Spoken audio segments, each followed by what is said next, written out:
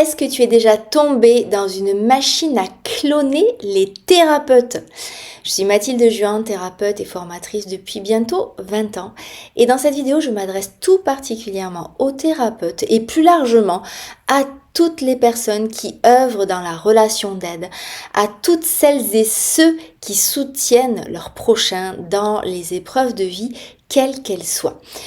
Pourquoi est-ce que je parle de machine à cloner les thérapeutes? Eh bien parce que j'observe une vraie souffrance chez mes frères et sœurs thérapeutes qui partagent cette belle mission d'âme qui est celle d'aider les autres. Cette souffrance, je l'ai aussi ressentie sur mon chemin professionnel où je me suis sentie à un moment donné limitée dans mon déploiement. Et ça, c'est une frustration qui est largement partagée et qui peut conduire un thérapeute, un aidant, à abandonner sa mission d'âme. Dans cette vidéo, j'aimerais qu'on explore ensemble toute une palette de nuances qui va justement de la machine à cloner les thérapeutes, dont je vais te parler tout de suite, et à l'autre bout de cette échelle, une émancipation totale qui va t'amener à créer ta propre méthode en toute liberté. Alors pour savoir où tu en es par rapport à la machine à cloner les thérapeutes, si c'est quelque chose que tu as traversé ou si tu es encore dedans, je t'ai préparé une fiche d'autodiagnostic que tu vas pouvoir remplir pour sentir et mettre de la conscience sur ton niveau d'émancipation en tant que professionnel. Alors cette machine à cloner les thérapeutes, qu'est-ce que c'est? Alors je te rassure, ça n'existe pas en vrai. Il n'y a pas dans un sous-sol une machine où on rentre Sigmund Freud ou Edouard Bach et qui nous le ressort à l'identique. Ce n'est qu'une image, tu t'en doutes. Mais qu'est-ce que j'entends par là? Une machine à cloner les thérapeutes, c'est un organisme, un égrégore, un courant de pensée qui forme les thérapeutes. Ça peut être une école, un centre de formation, une université. Leur but, c'est de former les thérapeutes, mais non pas de les former pour qu'ils soient eux-mêmes et qu'ils puissent œuvrer et aider l'autre depuis qui ils sont, mais plutôt comme des missionnaires qui vont aller diffuser une bonne parole, une méthode. Les freudiens vont aller diffuser la méthode psychanalytique de Freud, les psychologues vont aller diffuser la bonne parole qu'on leur a enseigné en fac de psychologie, les conseillers en fleurs de bac vont aller diffuser la bonne parole d'Edouard Bach. En fait, voilà, il faut les voir comme des missionnaires qui vont partager, diffuser un message à l'identique. C'est les dépositaires d'une méthode. On leur demande d'appliquer à la lettre une approche souvent ancienne, souvent d'un siècle précédent, sans changer une virgule. Ce qu'on attend d'eux, c'est vraiment qu'ils puissent appliquer à la lettre. Alors évidemment, c'est très caricatural ce que je te dis là, et c'est rare qu'on arrive à ce niveau-là de dogmatisme. Donc il existe vraiment divers degrés dans toute approche thérapeutique, et je vais te donner 2 exemples pour que ce soit plus parlant. Je t'ai parlé de la psychanalyse, c'est pas un hasard parce que mon premier métier c'était psychanalyste. Peut-être c'est un petit peu plus calme maintenant, mais il y a une période, c'était une guerre de clochers entre les différentes approches de la psychanalyse. Il y avait les freudiens, il y avait les lacaniens, c'était à qui aurait mieux compris les paroles du maître, je mets des gros guillemets, que l'autre, qui était plus freudien que Freud. Enfin bon, c'était assez épouvantable et moi c'est vraiment quelque chose qui m'a fait fuir les séminaires professionnels de psychanalystes parce que pour moi c'était vraiment quelque chose de stérile. Donc personnellement, j'ai pas été trop touchée par cette guerre de clochers dans la psychanalyse, par ce dogmatisme, parce que j'avais choisi une école qui était déjà très ouverte et qu'en plus ma formatrice était particulièrement soutenante et qu'elle m'a plutôt encouragée à suivre ma propre voie. Donc pour moi, ça n'a pas été un endroit souffrant, même si je voyais bien que pour d'autres, c'était vraiment très sclérosant et qu'ils pouvaient facilement se retrouver bannis ou exclus d'un courant de pensée ou d'un clan parce qu'ils avaient émis une pensée qui leur était propre. Les fleurs de bac, ça aussi je connais bien parce que c'est une approche sur laquelle je me suis beaucoup formée, donc j'ai côtoyé plusieurs écoles et j'ai pu voir les différentes couleurs des organismes que j'ai côtoyés. Et il y en avait certains qui étaient plus rigides que d'autres. Je ne veux fâcher personne. Je vais nommer personne. Le but, c'est pas de pointer du doigt, simplement de te faire remonter cette expérience-là pour que tu saches reconnaître les symptômes et les signaux d'une école un peu cuirassée, enfermée sur elle-même et qui laisse peu de place à l'existence en tant qu'individu et au fait pour un thérapeute, de trouver sa propre couleur et sa propre façon de faire. Quand je me suis formée aux fleurs de bac, j'ai eu envie d'explorer et de regarder tout ce qu'on pouvait faire avec ce merveilleux outil. Et il y a 2 points qui ont posé problème et qui pourtant étaient les points les plus joyeux pour moi. Le premier, c'était la traduction des études cliniques. J'ai trouvé qu'il y avait plein d'études cliniques qui montraient l'efficacité des fleurs de bac et qui avaient été menées dans des milieux scientifiques, hospitaliers, médicaux, notamment à Cuba. Et je me suis mis à les traduire et à les diffuser. D'ailleurs, tu en trouveras sur cette chaîne des études cliniques sur le diabète, sur le glaucome, notamment, ou sur les abcès dentaires. Je trouvais ça absolument génial. Sauf que l'organisme de formation auquel j'étais rattachée m'a tiré l'oreille en me disant ça, tu peux pas le faire, Mathilde, parce que c'est pas conforme à notre déontologie. Mais pour moi, c'était quelque chose que j'avais envie de faire et qui me semblait juste de faire. Donc là, j'arrivais à un point de rupture. Le deuxième point de rupture, c'est que j'ai aussi eu l'élan de créer un jeu de cartes que tu connais peut-être. Et ce jeu de cartes, il avait à la fois une visée pédagogique pour mieux se souvenir des fleurs, mais aussi il avait vocation à être utilisé en séance pour faire tirer une carte à un consultant, un peu comme un oracle, un peu pour éclairer ce qui était en train de se dire dans la séance. Et le souci que j'ai rencontré, c'est que l'école qui m'a formée ne voulait absolument pas qu'on utilise l'intuition pour conseiller les fleurs de bac. Deuxième point de tension qui a fait que j'ai fini par devoir quitter ce cocon-là pour pouvoir suivre ma propre voie. Et ça s'est pas fait de façon fluide et joyeuse. On n'a pas fait un pot de départ, quoi. C'était plutôt tendu. Et je te raconte ça essentiellement parce que si tu es thérapeute, c'est très possible que tu aies vécu ou que tu vives prochainement ce genre de situation, ce moment où toi tu as quelque chose qui pousse à l'intérieur de toi, tu as ton outil, tu as envie de l'amener plus loin, mais on va t'expliquer que non, reste à ta place, suis les paroles du maître. Le maître Freud, Bach ou qui sais-je, c'est pareil dans toutes les approches, a dit que, donc nous, on va pas plus loin parce que le maître avait tout trouvé. Bon, tu le sens peut-être, je suis pas du tout en accord avec ça. Et ça, c'est une zone de souffrance parce que quand il y a quelque chose en toi qui pousse plus fort, c'est possible que tu te dises, tant pis, j'y vais. Mais là, la souffrance, elle peut être vraiment aiguë parce que ça peut être une forme d'exclusion, de bannissement, de façon plus ou moins intelligente. Et il y a certains thérapeutes que j'accompagne qui ont vraiment vécu des effondrements, des grandes ruptures dans ces espaces-là où ils ont juste essayé de s'approprier l'outil, de le faire vivre et d'être eux-mêmes tout simplement dans leur façon d'exercer leur métier. Donc il y a beaucoup de conséquences délétères à ces machines à cloner les thérapeutes. La toute première que je citerai, c'est la tendance à se cacher derrière un outil.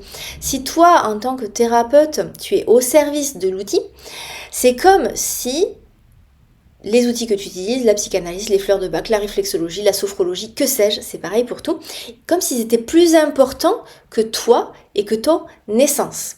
Donc ça envoie un message de je me planque derrière mon outil, comme ça, et moi en fait je suis au service de cet outil. Je l'ai énormément fait avec la psychanalyse, non pas par peur d'être bannie, mais parce que j'avais peur de me montrer et que je trouvais ça extrêmement pratique de me cacher derrière une plaque de psychanalyste qui en général fait un peu trembler les foules, et donc on me posait pas trop de questions, on me laissait tranquille, et c'est comme si ça me préservait de cette peur du syndrome de l'imposteur. Donc on peut aussi se cacher volontairement derrière un outil. La deuxième conséquence délétère, c'est que ça peut nous amener à avoir une pratique compartimentée.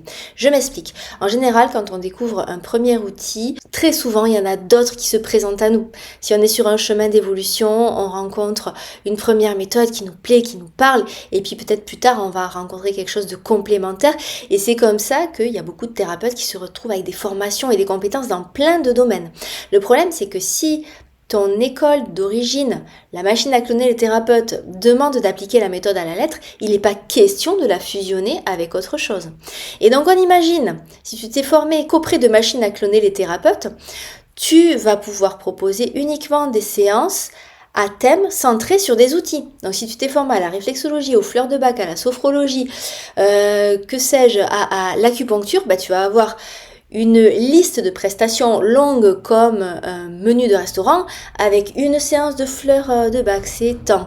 Ça dure tant de temps et ça coûte tant. Une séance de réflexologie, une séance de magnétisme, une séance de Reiki. On arrive à une espèce de catalogue d'outils qui est complètement fragmenté, compartimenté, alors que toi, ces outils, tu les connais tous, ils t'ont probablement tous traversé. Et tu es capable d'en faire une synthèse. Alors peut-être qu'à ce stade, tu te dis « Ok Mathilde, comment on fait pour sortir de la machine à cloner les thérapeutes ?» Et c'est pas évident parce que ça vient appuyer sur des peurs ancestrales, notamment la peur du rejet, la peur d'être banni du clan, qui est quelque chose d'extrêmement souffrant. Et il faut être hyper costaud ou bien entouré pour affronter ce genre d'épreuve et pour oser exister par soi-même et dire bon ben écoutez, vous êtes gentil, mais je vais me dissocier de vous, je vais me différencier et je vais tracer ma propre voie en solitaire. Ça demande beaucoup de courage d'oser être soi.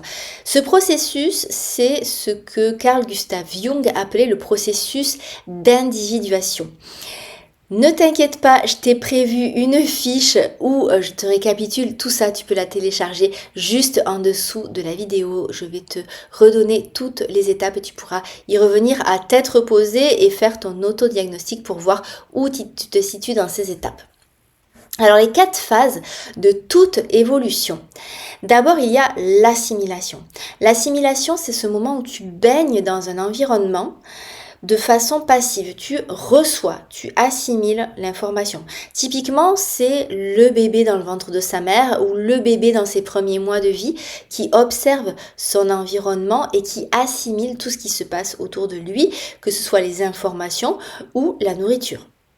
Deuxième phase, c'est la reproduction. À ce stade, eh bien, on va, après avoir observé, on va reproduire ce qu'on a observé. Si je continue sur l'analogie avec le développement de l'enfant, c'est le moment où l'enfant va commencer à parler, par exemple, parce qu'il a entendu des adultes prononcer des mots, il va essayer de répéter ces mots. Tout apprentissage passe par ces phases-là. D'abord, on observe, on reçoit, et ensuite, on reproduit. Mais ça ne s'arrête pas là. La troisième phase, c'est la phase d'adaptation. Dans cette phase d'adaptation, on a reproduit et puis peut-être qu'on sent qu'il y a des endroits où, ouais, alors ça, je fais comme faisaient mes parents, par exemple, mais j'ai pas tellement envie, en fait, ça me correspond pas tellement, ça me met pas tellement en joie. C'est la phase bienheureuse de l'adolescence où l'individu commence à se différencier de sa famille, il commence à faire autrement, à manger autrement, à avoir des goûts musicaux différents, des centres d'intérêt différents. Et ça, c'est plus ou moins bien accueilli. Dans cette phase d'adaptation, on commence à tracer sa propre voie, à adapter ce qui nous a été transmis pour que ça nous corresponde plus. Et puis vient ensuite la phase de sélection. La phase de sélection, elle est en général beaucoup plus radicale, elle arrive plus tard dans la vie, dans notre chemin d'évolution. C'est la phase où on décide de faire des coupes franches, de dire ça, c'est quelque chose qu'on m'a transmis, peut-être à l'école, peut-être c'est transmis de génération en génération dans ma famille, mais ça ne résonne pas du tout pour moi et je décide de couper cette branche et de la sortir de ma vie. C'est assez radical, ça peut se faire plus ou moins en douceur, mais c'est ça l'idée. Et c'est quand on connecte cette étape de sélection que on est individué, c'est-à-dire qu'on existe par nous-mêmes, on n'est plus un greffon de notre famille ou pour reprendre le cas des thérapeutes de notre école de formation, on existe, on a une vie autonome. Et c'est le but ultime de l'expérience. Alors bien sûr, c'est pas linéaire. Il y a des endroits de notre vie où on peut être dans des phases de sélection, par exemple dans les relations amoureuses, et d'autres où on en est encore à l'assimilation parce que c'est quelque chose qu'on vient de découvrir et qu'on ne peut pas faire l'économie de ces 4 étapes. Elles sont tout à fait naturelles. Assimilation, reproduction, adaptation, sélection. Comment ça se passe quand on veut devenir thérapeute? En général, la phase d'assimilation, c'est la phase où on découvre une approche thérapeutique et on la reçoit. Souvent en tant que consultant, on vit le processus, on est guidé, pris par la main par un thérapeute qui est formé à cette méthode. On assimile, on la vit, elle nous traverse. Et puis, arrive la phase parfois de reproduction, on a trouvé ça tellement génial qu'on se dit mais moi aussi je veux faire ça, moi aussi je veux aider les gens de cette façon-là. Alors, on tape à la porte de notre machine à cloner les thérapeutes et on apprend la méthode, on apprend à l'appliquer à la lettre. Tout va bien jusqu'à ce qu'on sente qu'il y a besoin d'une adaptation. Et le problème, c'est que la plupart des écoles de thérapie s'arrêtent à la phase de reproduction et ne prennent pas en compte les 2 dernières étapes qui sont pourtant essentielles pour l'épanouissement de l'individu, qui sont l'adaptation et la sélection. Heureusement, il y a plein d'écoles aussi qui sont ouvertes à ça et qui vont dire « Ah oui, mais bien sûr, tu peux adapter, fais à ta sauce, fais à ta façon ». Ça existe aussi. Donc, dans la phase d'adaptation, le thérapeute, il va se dire « Ah ben moi, je suis aussi formée à la cohérence cardiaque ou à la méditation. Et si on fusionnait les deux, voyons, on essaye, voyons, qu'est-ce que ça fait? Ou alors, moi, je suis réflexologue. Ah, ben j'essaierais bien de mettre des fleurs de bac sur les points d'acupression sous les pieds. On va voir ce que ça donne. Tu vois, c'est une phase de créativité où tu prends la méthode qui t'a été transmise et tu l'adaptes en fonction de qui tu es et de l'expérience que tu as déjà. Et puis ensuite, vient la phase de sélection où tu vas pouvoir te dire... Bon, cet outil, il était très bien, ça m'a aidé un temps, mais vraiment, je me sens plus de le porter. Moi, c'est ce que j'ai vécu avec la psychanalyse. J'ai exercé en tant que psychanalyste avec beaucoup de bonheur, vraiment, pendant 8 années. Et à un moment donné, j'ai senti que je me formais à plein d'autres méthodes qui venaient se greffer à cette approche-là, à cette colonne vertébrale. Et à un moment donné, j'ai senti que ça me parlait plus. Ça me parlait plus, c'était plus mon axe, c'était plus ma colonne. Alors la sélection, ça a été de couper cette branche-là pour aller développer quelque chose autour des fleurs de bac qui était vraiment ce qui m'animait à ce moment-là. Là, c'était la phase de la sélection. Donc tout l'enjeu pour sortir de la machine à cloner les thérapeutes, qu'elle soit voulue par les organismes de formation ou plutôt reproduite à l'identique par une forme de loyauté au père fondateur, c'est souvent ça. Je ne suis pas en train de dire que les écoles de formation sont mal intentionnées, ce n'est bien évidemment pas le cas, mais des fois il y a cette forme de loyauté suprême qui rend les choses un peu rigides. Et à ce moment-là, sortir de cet espace-là devient nécessaire. Mais d'autres fois, ça se passe bien et c'est possible de s'adapter et de sélectionner tout en restant en lien avec l'organisme mère qui nous a formés et qui nous a fait faire nos premiers pas en tant que thérapeute. Alors de quoi tu vas avoir besoin? Tu vas avoir besoin de courage, de confiance, ça c'est sûr. Tu vas surtout avoir besoin de 3 choses. La première, c'est d'un environnement favorable, c'est-à-dire un espace, un cocon. Alors ça peut être un syndicat professionnel, un regroupement de professionnels, une autre école de formation, dans lequel on te fait sentir que non seulement tu as le droit d'explorer, d'exister par toi-même, mais qu'en plus on va t'encourager, on va pouvoir honorer ta singularité et te dire « Waouh, oui, c'est super, toi je vois que tu as un talent par exemple pour la peinture, tu t'es formé aux fleurs de bac, mais si tu ramenais ce talent pour la peinture dans ta pratique des fleurs de bac, je suis sûre que ça donnerait quelque chose de magnifique. » Donc vraiment qu'on t'encourage, qu'on te soutienne et qu'on te dise « Vas-y, tu as le droit, ça va être magnifique, fais-toi confiance. » C'est la première chose dont tu as besoin, un environnement bienveillant. La deuxième chose dont tu as besoin, c'est de te connecter à ton essence. Et ça, c'est absolument fondamental. Il y a quelque chose que je voudrais te partager, c'est quelque chose que je ressens profondément. C'est qu'à mon sens, un thérapeute, il œuvre seulement à 10% grâce à ses outils, mais à 90% avec son essence. Ce qui fait du bien, ce qui soigne, ce qui fait avancer, c'est la qualité du lien thérapeutique que tu vas créer avec les personnes qui te demandent de l'aide. Et ce lien thérapeutique, bien sûr, il est soutenu par tes outils qui vont te donner une forme, une direction pour structurer tes accompagnements.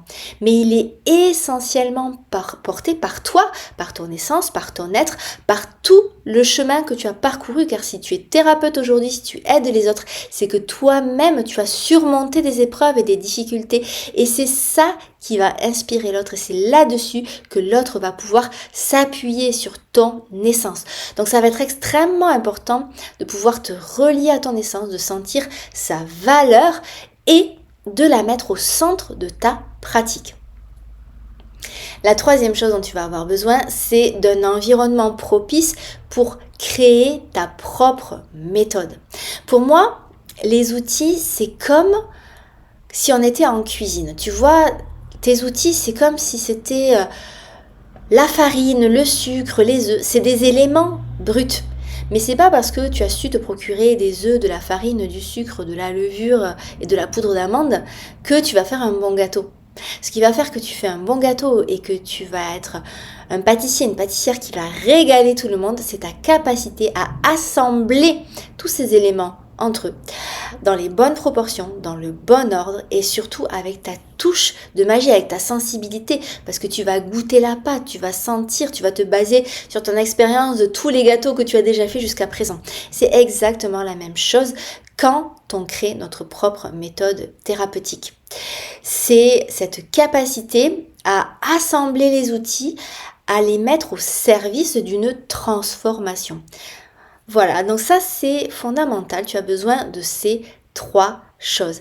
Personnellement, c'est vraiment comme ça que j'envisage l'accompagnement et la formation des professionnels.